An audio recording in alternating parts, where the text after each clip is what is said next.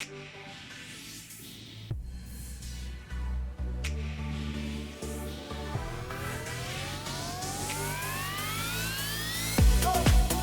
se retrouve pour l'Aftertech de la Vidéothèque. Comme d'habitude, j'ai lancé le record. Au salut YouTube, nous sommes à la suite de lundi. Toi, tu as eu un grand break depuis mercredi, mais nous, on est dans la même soirée. On est en train de faire notre meilleur Aftertech. La semaine dernière, nous avions eu Mini Thomas qui était avec nous. Il nous avait parlé un peu de son parcours, entre guillemets, sur la découverte du Japon, qui a été plus une découverte qui est passée par le jeu vidéo, comme sûrement pas mal de personnes de nos jours, qu'on qualifie de geek. Des fois péjorativement, des fois non. La semaine d'avant, nous avions Atom, qui lui avait fait carrément un séjour au Japon, qui nous en avait parlé. Il nous a mis sur le Discord des photos de son séjour au Japon. J'ai pas encore eu le temps de consulter tout l'album qu'il a mis. Mais à chaque photo où je clique sur suivant, j'ai envie de me foutre une balle parce que c'est beau, parce que j'ai envie d'y aller et que je n'y suis pas encore allé. Donc sachez que ces épisodes sont disponibles en replay et que là aujourd'hui nous allons passer un nouvel épisode. Je pense que là on va avoir des intéressés et du contenu intéressant.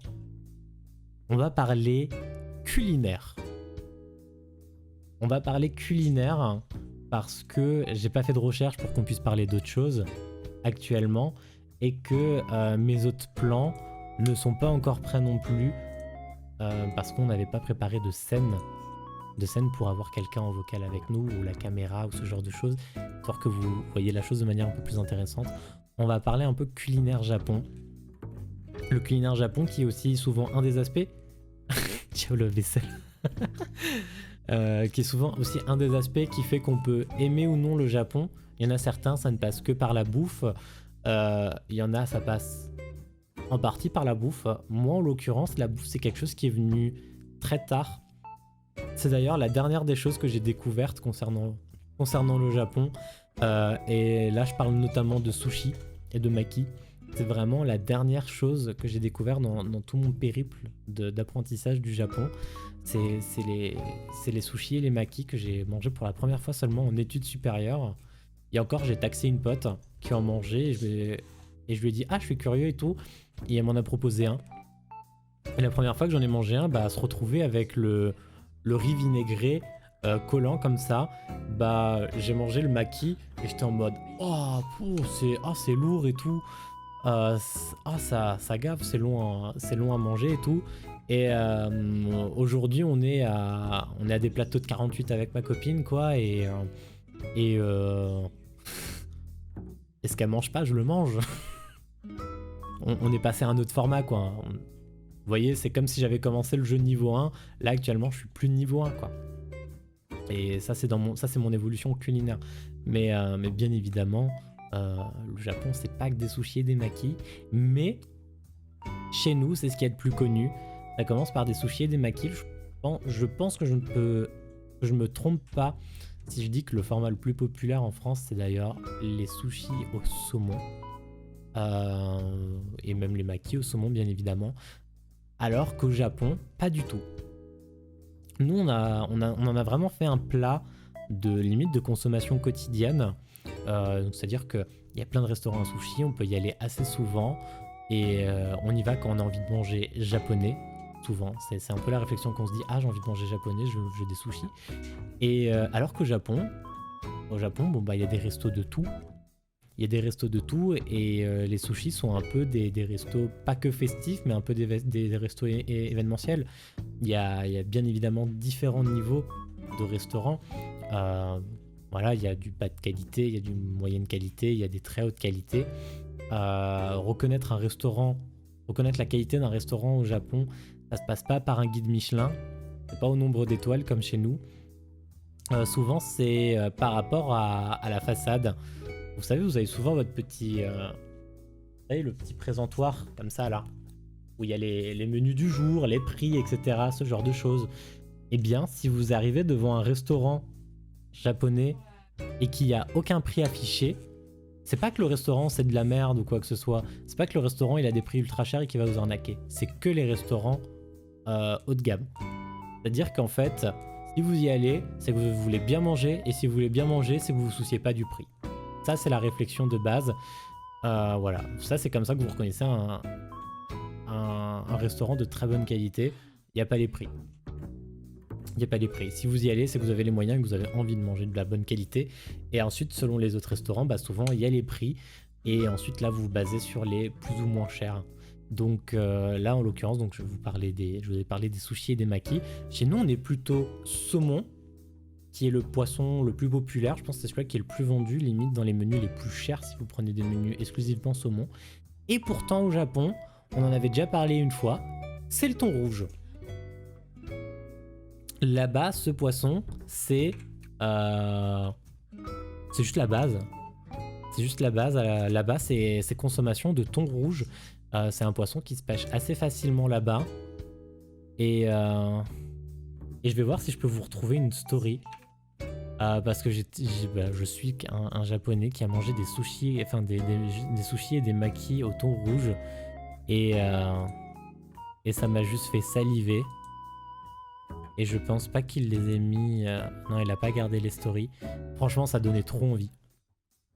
Ça donnait trop envie, c'était trop beau. On est vraiment sur un thon rouge ultra brillant, la peau très propre. La découpe était incroyable. Et pas trop de riz. Parce que bien évidemment, en France, on met beaucoup de riz pour nous gaver. Parce qu'on mange beaucoup. Et au Japon, non, en fait, ce qui est censé être majoritaire, c'est le poisson. T'en as jamais goûté au thon rouge? Ah si, j'adore au thon rouge. Je préfère manger des thons rouges que des saumons parce que je trouve que le saumon il perd en qualité vu qu'on en consomme beaucoup en France. Je vois pas le problème de trop de riz. Bien évidemment, tu es une grande consommatrice de riz, tu ne vois pas le problème. Mais sache que le riz, ils te le mettent en gavage. Ils te le mettent en gavage dans les restaurants français parce que sinon on consommerait trop. En l'occurrence, surtout dans les restos à volonté, là ils mettent la dose de riz. Parce que sinon ça leur coûterait trop cher au prix du menu. Et donc là-bas au Japon on consomme beaucoup de thon rouge. Et attendez, je vais chercher le record Japon. Voilà. Touk. On va repasser là. Moi malheureusement, alors Atom nous dit, moi malheureusement il y a très peu de choses que j'aime dans la bouffe jap. C'est compliqué quand j'étais là-bas, mais je me suis quand même régalé. Ramen à donf. Ramen, j'allais en parler. Udon à déguster en faisant du bruit, des okonomiyaki, c'est toujours dur à dire. Yakatori, ça c'est trop bon. Et bien sûr le bœuf de Kobe à 100 balles pour un morceau rikiki, bien évidemment. Et c'était il y a 2 ans, ça fait déjà 2 ans, incroyable. C'est quoi le plus récent? C'est quoi le plus récent? Voilà, ici on en a un. Par exemple, va-t'en. Japon, un homme d'affaires achète un énorme thon rouge aux enchères pour 1,5 million d'euros. Remini Thomas. Voilà, ça c'est... Déjà vous voyez la taille du thon rouge, vous avez vu c'est pas un petit thon quoi, c'est un beau thon rouge. Et donc on nous dit c'est un homme d'affaires qui a acheté 1,5 million le 5 janvier 2020 pour sa chaîne de restaurants de sushi. Et en fait le marché au Japon c'est très populaire, surtout le marché de la poissonnerie. Et tous les plus grands restaurateurs, même tous les restaurateurs globalement s'y retrouvent parce que faut consommer frais pour avoir un bon poisson. Et donc du coup ils cherchent des poissons pêchés du matin.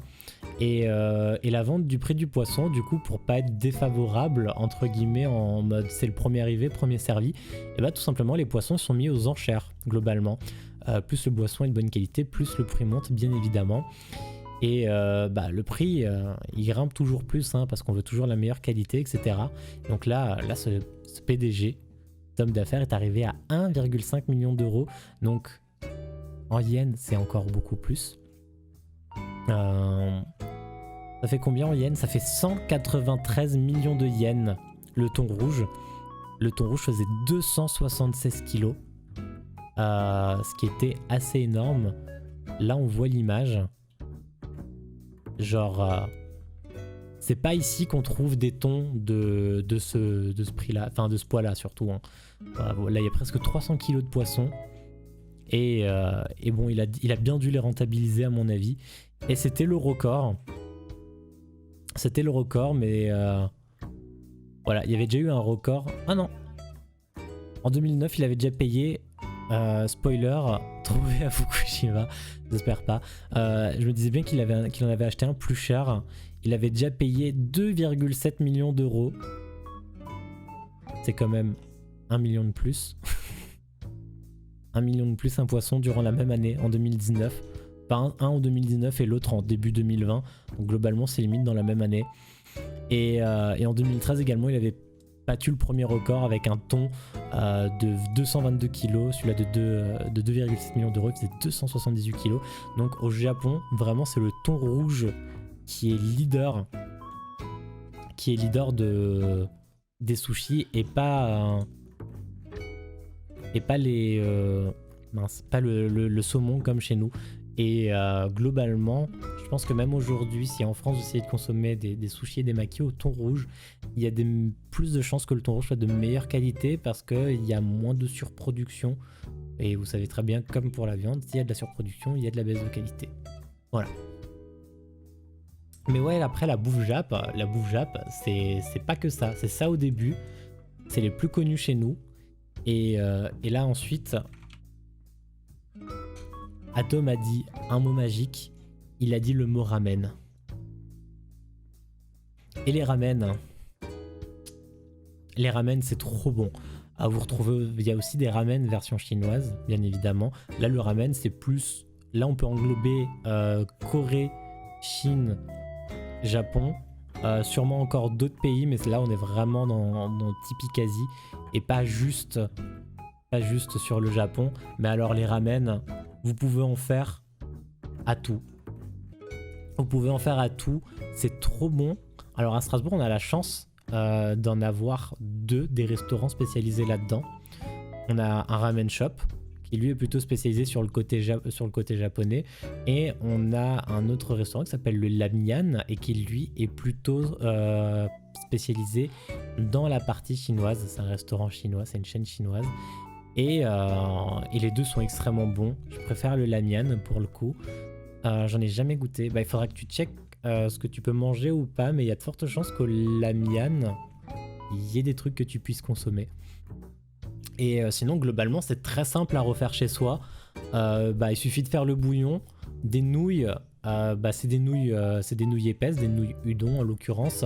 Des nouilles udon, vous pouvez en trouver dans les magasins spécialisés. À Strasbourg, on a un Asia Market et on a un Paris Store. Les Paris Store, je sais qu'il y en a à d'autres endroits également. C'est des chaînes de magasins.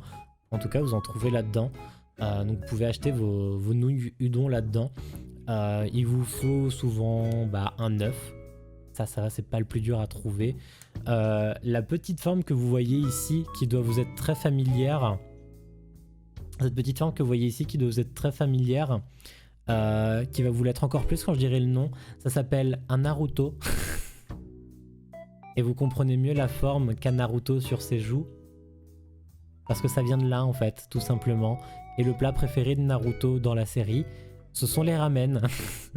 Ce sont les ramen, voilà. Donc, c'est pas spécialement déroutant dans la chose.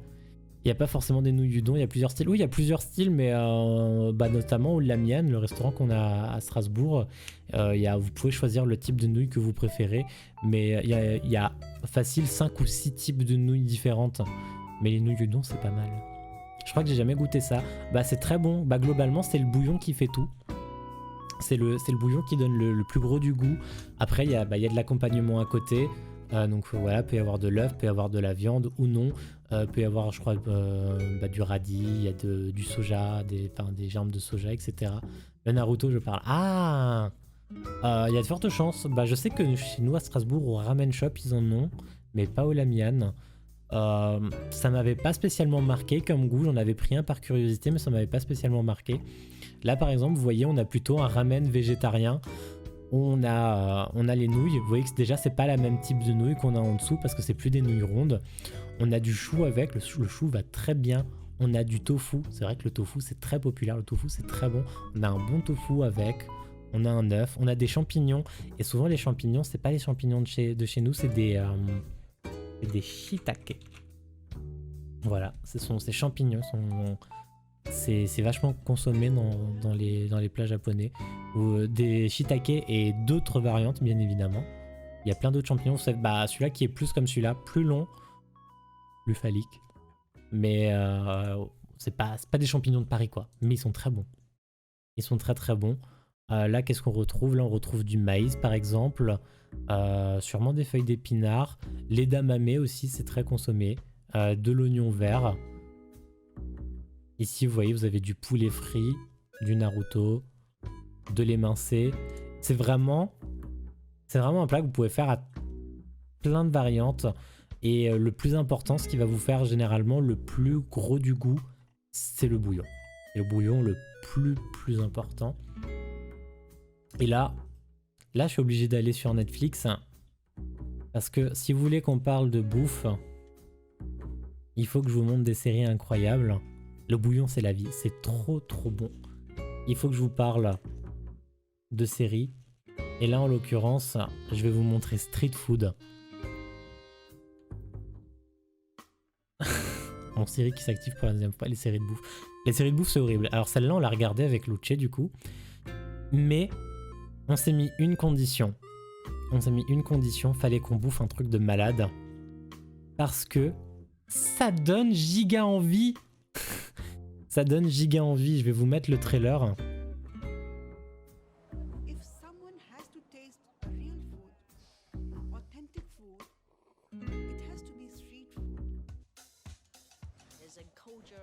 Vous allez avoir toute la culture d'Asie sur la street food. Et dans la street food, il y a des trucs de malade. Et la culture de la street food là-bas, c'est pas la culture de la street food qu'on a ici. Hein. Et vraiment, bah là, vous voyez plein de... Alors là, il y a plusieurs pays, mais il y a plein de trucs qu'on peut retrouver au Japon, en l'occurrence. Et il y a de tout. Hein. Il y a du produit frais, il y a beaucoup de végétariens, parce que bah, ils sont pas trop... Enfin, quand il n'y a pas de poulet ou ce genre de choses, bah faut bien consommer autre chose. Donc il y a pas mal de trucs assez végétariens. Et globalement, tout ce bordel, ça donne faim. Ça donne trop faim, donc ce que je peux vous conseiller déjà, bah, c'est de manger en même temps que vous regardez ça. Sinon, de toute façon, à un moment, vous allez avoir faim. Je vous promets. Et vous allez découvrir pas mal de choses. Moi, j'ai découvert beaucoup de choses. Ils se ramènent là-bas, c'est le fast-food de base. Ah, tu m'étonnes. Il y a plein, vous savez, les petites... bah, un peu comme vous voyez dans les animés, ce genre de petites chariotes comme ça, de restaurants mobiles, où vous asseyez à trois sur un plateau, enfin sur un sorte de comptoir bar comme ça, et puis vous bouffez votre ramen et vous partez, quoi. Et ça coûte 500 yens, 200... 500, 300, 200 yens, quoi. Et vous avez tout là, vous voyez, vous avez pas mal de pays avec des cultures très proches, et surtout des plats assez ouf. Genre... Vraiment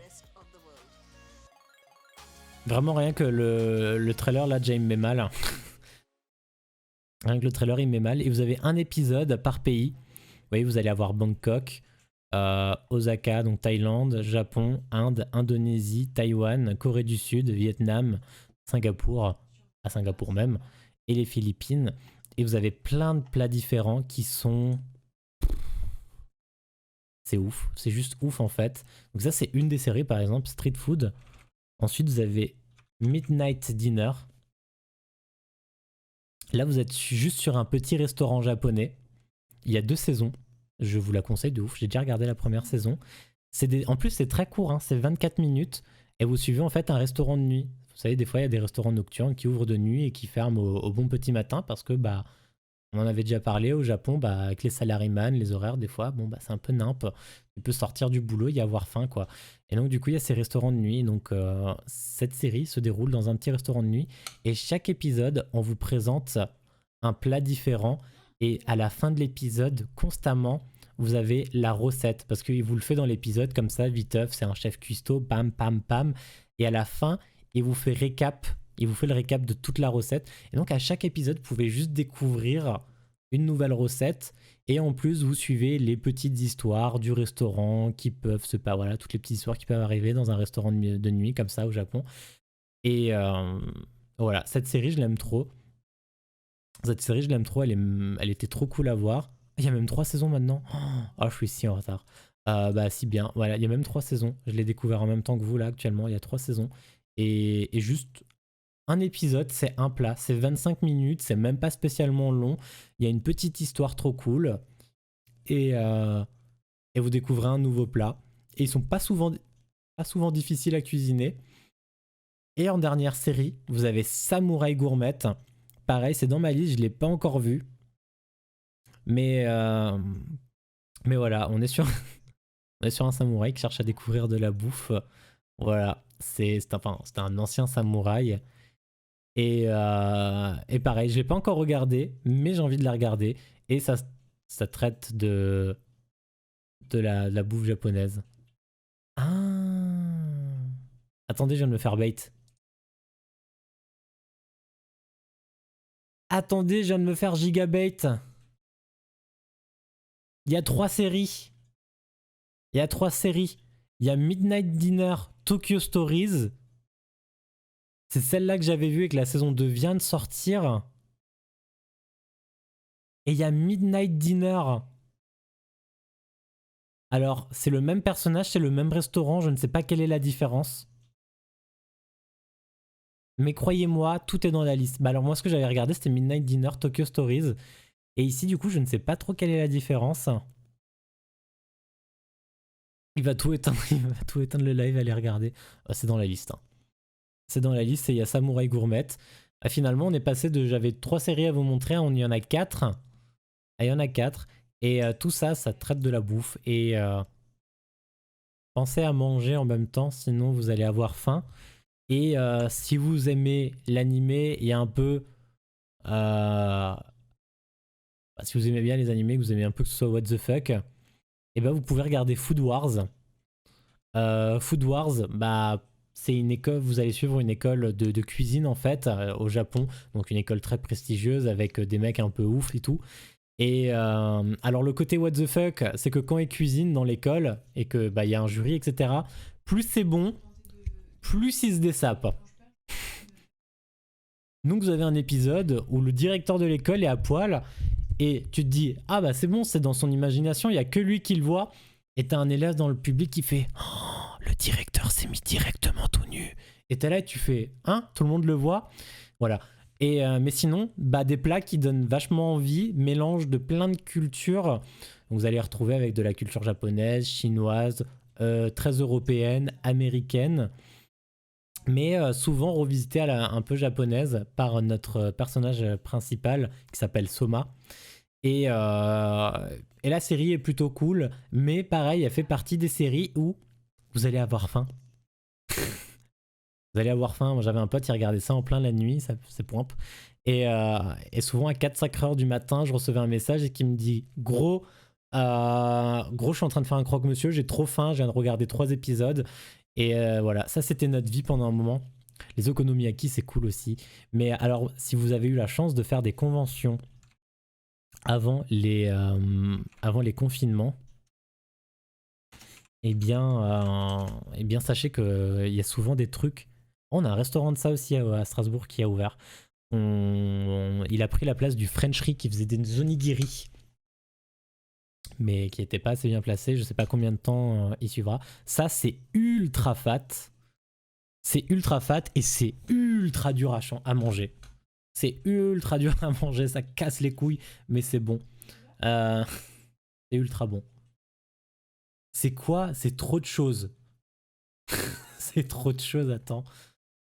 On va retourner là et on va chercher des recettes. Alors, l'okonomiyaki, littéralement okonomi, ce que vous aimez, et yaki grillé est un plat japonais composé d'une pâte qui enrobe un nombre d'ingrédients très variables, découpés en petits morceaux, le tout étant cuit sur une plaque chauffante. Donc déjà, regardez, en vrai, c'est ultra cool à faire. Un plat typiquement japonais n'ayant pas vraiment d'équivalent occidental, souvent comparé à la pizza ou pancake ou encore à l'omelette, rappelant l'omelette en moyenne orientale appelée eiji. Connaissant de nombreuses déclinaisons dans le pays, les variantes les plus connues sont celles d'Osaka et d'Hiroshima, le Monjayaki et le Tokyoite, le Negai ou encore le Modankayaki. Il est souvent servi dans les restaurants spécialisés, parfois possible de réaliser son okonomiyaki soi-même en utilisant un teppan intégré à la table. Et donc globalement, c'est cette petite pâte avec souvent ce que t'aimes dessus, d'où le nom. La pâte est faite d'œufs, de farine de blé et de dashi. C'est un type de bouillon clair, voilà, auquel on rajoute du chou blanc. Cette pâte est ensuite cuite sur une plaque chauffante avec divers ingrédients, soit incorporée avec la pâte, souvent c'est posé au-dessus, soit étalé en couche par-dessus de la pâte, ça aussi. Voilà, donc parmi les ingrédients répandus, choisis, en fait, quand tu les vas, tu choisis en fait. Tu peux retrouver du porc, de la dinde, de la sèche, des crevettes, du kimchi. Et le kimchi, c'est très très très bon. C'est un... Je vais vous le dire, c'est plus simple. C'est coréen. Ça, j'en mange souvent quand je vais dans un resto coréen. C'est du piment et des légumes qui sont lacto-fermentés. Et donc, du coup, ça développe une petite acidité. Ça donne un petit côté piquant. Moi, j'adore trop. C'est giga trop bon. Si vous aimez pas la bouffe piquante, n'allez jamais là-bas. C'est votre pire fléau. Parce que le kimchi, pour eux, ça pique pas. Voilà, chez nous, ça pique pour des gens. Au kimchi, là-bas, ça ne pique pas. Voilà, du fromage, des algues. Voilà, donc les types d'algues comestibles, hein, comme on peut retrouver. Des œufs, du kensaku, donc une pâte de beignet pour tempura, c'est très bon. Souvent, ce qu'on voit dessus, du mochi, du riz gluant, et de la ciboule ou de l'oignon d'hiver. L'oignon d'hiver qui est très courant là-bas, voilà. Et souvent du recouvert d'une petite sauce mayonnaise, hein. C'est cette petite sauce là qu'on voit là, vous voyez ça? Et voilà, c'est juste un bordel, vous mettez tout ce que vous voulez dessus et c'est trop bon. Tu as fini dans combien de temps? Je pense dans 20 minutes? Je pense dans 20 minutes, Théo? Une petite vingtaine de minutes, le temps qu'on a encore à parler de bouffe. En vrai, la spray est pas top, je trouve. C'est très brouillon, c'est très chiant à manger, mais c'est très bon. Ça a l'air ultra gras. Ça cale. Ça cale. J'en ai mangé un, j'ai souffert, hein. J'en ai mangé un, c'est souffert. Vous pouvez, sinon, Théo, si vous voulez encore jouer, vous faites du mode escalation ou du spike rush. Comme ça dure. Vous pouvez en faire un ou deux, ça dure une petite vingtaine de minutes. Après, je sais que le but c'est de level up le compte, mais. Et du coup, à côté, on avait les yakitori. Vous avez les brochettes. Vive le gras trop bon. Ensuite, vous avez toutes les variantes de brochettes. Courgettes, champignons, tofu, bœuf fromage, crevettes. Je vais pas toutes vous les faire. Sauce yakitori. Est-ce qu'on a besoin d'en dire plus sur la sauce yakitori, quoi? Est-ce que j'ai vraiment besoin de vous en dire plus? Mais il y avait encore un autre truc. Attendez, c'était les takoyaki qu'on n'a pas encore vu. Mais bœuf fromage. Oui, toi, c'est bœuf fromage. Je crois que c'est les... Ouais, les takoyaki, il reste. Il reste les takoyaki. Ça, on en trouve en convention aussi. Les takoyaki, c'est... Pareil, faudra que je prenne la recette là pour vous expliquer. Mais c'est des petites boules comme ça. Vous en avez peut-être déjà vu. C'est juste... c'est un mode de cuisson assez cool en vrai. En fait, ils les font tourner et ils les font cuire. Voilà, le petit takoyaki. Ah, ça veut dire pieuvre grillée. Je savais pas que c'était la signification. Donc est un mets de cuisine japonaise classé dans les konamon, plat à base de farine, de blé. Alors si vous êtes intolérant au gluten, vous allez souffrir aussi. Spécialité d'Osaka, se présentant sous la forme de boulettes de pâte semblant à la pâte crêpe, contenant des morceaux de poulpe. Je savais pas. Alors traditionnellement, du coup, c'est contenant des morceaux de poulpe cuites en moule, comme les gaufres. Elles sont généralement vendues par 6, 10 ou 12. Ça, on le fait quand même ici. Mais en France, on les fait un peu pour tout. Et vous voyez, ça, c'est un moule à takoyaki. En fait, ils les font tourner. Ils mettent d'abord la moitié, ils mettent le poulpe, ensuite ils font tourner et ils finissent de faire la boule, en fait, comme ça. Et c'est très sympa aussi. Donc, pieuvre, de l'œuf, de la farine, de l'eau, kumbu, donc un bouillon d'algues, du dashi, bouillon de poisson. Ça c'est les ingrédients de base. Après, vous doutez bien qu'avec l'importation, etc., il y a des variantes. On adapte des choses parce qu'on ne les trouve pas aussi facilement. De la sauce, de l'algue, de la mayonnaise japonaise, hein. Vous voyez, on la retrouve souvent aussi au-dessus, là, comme ça, enfilée. Pout, pout, pout, pout, pout. Et voilà. Et la bonite séchée. Vous voyez ce qu'on voit là par-dessus? Voilà, c'est du poisson, c'est de la bonite séchée, du katsuyobushi. Et ça, on en trouve souvent au Japon. Ça a pas de goût très dérangeant, c'est plutôt bon. Par contre, le gingembre, attention. Alors déjà, c'est pas un gingembre rose de chez nous là, dégueulasse. C'est un vrai gingembre, mais quand même. Mais quand même, voilà, le gingembre, ça arrache. Et ça aussi, pareil, c'est assez bon. Mais là, on a parlé globalement des choses qui sont bonnes au Japon.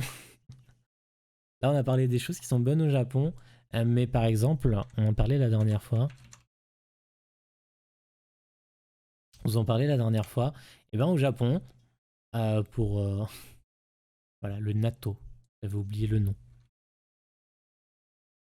Au Japon, pour avoir un bon transit, et ben on mange du natto. C'est du haricot fermenté. Ça donne pas spécialement envie, je vous le cache pas. Ça me donne pas spécialement envie. Je suis déjà pas fan d'haricots à la base. Mais alors, le natto, ça me donne vraiment encore moins envie. Et peut-être que j'aurais dû juste aller sur Google. Voilà. Voilà. Et voilà, c'est à base de graines de soja fermentées, consommé le plus souvent comme accompagnement de riz nature dans la cuisine japonaise, notamment au petit déjeuner. Là, c'est le côté où ça fait mal. Ça rappelle un peu le côté allemand et américain où on fait des bacon, des œufs et ce genre de trucs au petit déjeuner. Personnellement, je trouve ça pâte. Je trouve que c'est much. Enfin, faut le vouloir, quoi. Voilà, donc c'est un aspect gluant et une odeur fermentée ammoniaquée qui peuvent rendre assez repoussant. Pour les étrangers non habitués, spoiler, ça marche. Tous leurs bonbons chelous aussi, ils ont des bonbons à tout et n'importe quoi. Mais alors on ne peut pas leur enlever la présence des Kit Kat matcha, des Kit Kat fraises qui sont ultra bons et des Mikado au thé vert. Voilà, c'est c'est les choses que je peux pas leur retirer. Il y a des trucs chelous, mais il y en a des bons. Si tu fais toutes les saveurs, il y en a forcément des bonnes dans le tas. Et voilà, et donc ça c'est un plat souvent utilisé pour au Japon et qui a comme but de éviter le transit intestinal et d'éviter les maux de ventre, voilà. Et ça aide au bon développement. Voilà, ça fait partie par exemple des choses qu'il va falloir, qu'il faut aimer si vous allez au Japon, ou qu'on peut se dire, bah, il faut découvrir quoi. Il faut découvrir, peut-être que je découvrirai dans les choses aussi qui peuvent être repoussantes. Mais là, pour le coup, que j'ai déjà goûté, vous avez le dessert mochi. C'est un petit peu plus connu. Souvent, bah, c'est ces petites boîtes d'ailleurs qui sont importées en France. Le mochi, c'est juste du riz gluant. Vous savez qu'on a écrasé pour, bah, et finalement, garde le liant pour garder cette forme-là. Alors ça, c'est pas que japonais, c'est aussi très populaire en Chine. Et les motifs, vous pouvez en faire à tout. Donc il y a de tout. Vous pouvez en retrouver bah, justement au haricot, comme je vous ai montré juste avant. Vous pouvez en retrouver aux cacahuètes, vous pouvez en retrouver aux fraises, vous pouvez en retrouver au matcha, vous pouvez en retrouver au durian, bien évidemment. Voilà, pâte de haricot comme il y en a juste ici. En France, on fait des mochis glacés, que c'est aussi moins fan. Je préfère un mochi frais. Et vous pouvez faire du mochi nature, c'est moins intéressant parce que c'est juste du riz gluant, donc forcément c'est ce que vous mettez à l'intérieur qui est intéressant. Et ça, c'est souvent connu en tant que dessert parce qu'on met on met un à l'intérieur, on le garnit, on le fourre avec souvent quelque chose de sucré. Mais ça existe aussi en plat en Chine. Et c'est surtout, je crois, un plat de nouvel an chinois. On mange ça. J'avais une ancienne patronne qui était chinoise. Et donc, du coup, comme j'étais là-bas en période de stage à ce moment-là, c'est d'ailleurs l'appartement dans lequel j'habite. Et bien, en fait, elle nous avait préparé ce plat traditionnel avec des mochis, mais donc, du coup, pas version sucrée, version plat consommé en Chine pour le nouvel an lunaire. Et c'était trop bon, c'était trop bon. J'en veux, c'est trop bon. Les mochis globalement, c'est juste trop bon. Mais c'est du riz gluant. Et comme je vous l'ai déjà dit pour les sushis, le riz, ça cale. Alors, vous voyez la petite boîte là. Généralement, c'est des boîtes de 6. Vous êtes là, vous dites, oh, c'est que si petit mochi. Moi, à 2, et pourtant, je suis un mangeur. Hein. Moi, à 2, généralement, commence à en avoir ras le fion du mochi. À 3, je cale. Et les 3 autres de la boîte, j'ai envie de les vomir. C'est vraiment les mochis, c'est un piège. C'est un piège, c'est ultra fat. Le riz, vraiment, il vous bait. Il vous bait de ouf, mais c'est bon. Je trouve pas trop. Ouais, bah, c'est peut-être des effets différents selon les personnes. Les mochitons,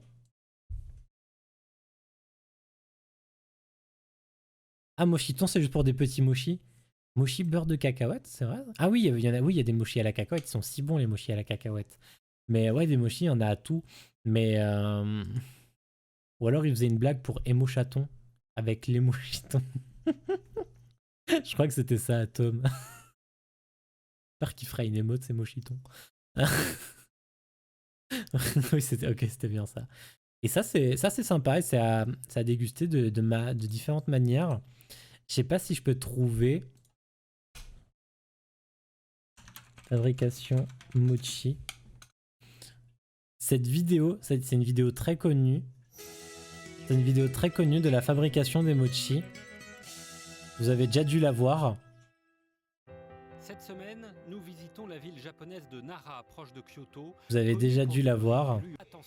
Voilà. Ça va très vite. C'est un art traditionnel, hein. C'est fait à la traditionnelle. Vous voyez, c'est comme ça que du coup, on écrase le riz. Et pour lui donner ce côté gluant. Alors là, faut avoir confiance au mec qui met les coups de marteau pour le timing. Et c'est une discipline très impressionnante. What the fuck. Non, en vrai, c'est ultra populaire. Hein. C'est vraiment comme ça qu'on le fait traditionnellement. Voilà, et mais voilà, du coup, il faut avoir confiance aux mecs qui tiennent les marteaux pour mettre ses mains en dessous. Voilà, comme je vous le disais, du sucré ou du salé, vous l'enrobez avec plein de choses, etc. Les mecs s'éclatent. Bah, ils sont tellement... Voilà, ça aussi je vous en parlais. Nous faisons des mochis comme cela dans ma ville natale depuis très longtemps. Pour faire un bon mochi, il est important de battre rapidement avant qu'il ne refroidisse. Et il vaut mieux le manger quand il est frais. Oui, c'est trop bon quand c'est frais. Et voilà, donc du coup ça vous amène à des trucs qui sont trop bons comme ça. Et ouais, ils ont l'air de s'éclater parce qu'ils maîtrisent ce qu'ils font. Et moi je trouve juste ça ouf. Je trouve ça ouf. J'ai encore oublié de vous mettre ce son là. Voilà, c'est juste ouf en vrai. Moi je trouve ça cool. Je trouve ça cool, c'est intéressant à voir. Il y a plein de trucs en fait. C'est quand vous allez voir la série Street Food que je vous ai conseillé en fait. Il n'y a pas l'avant et pas plus mis sur le plat, mais sur tous les amont.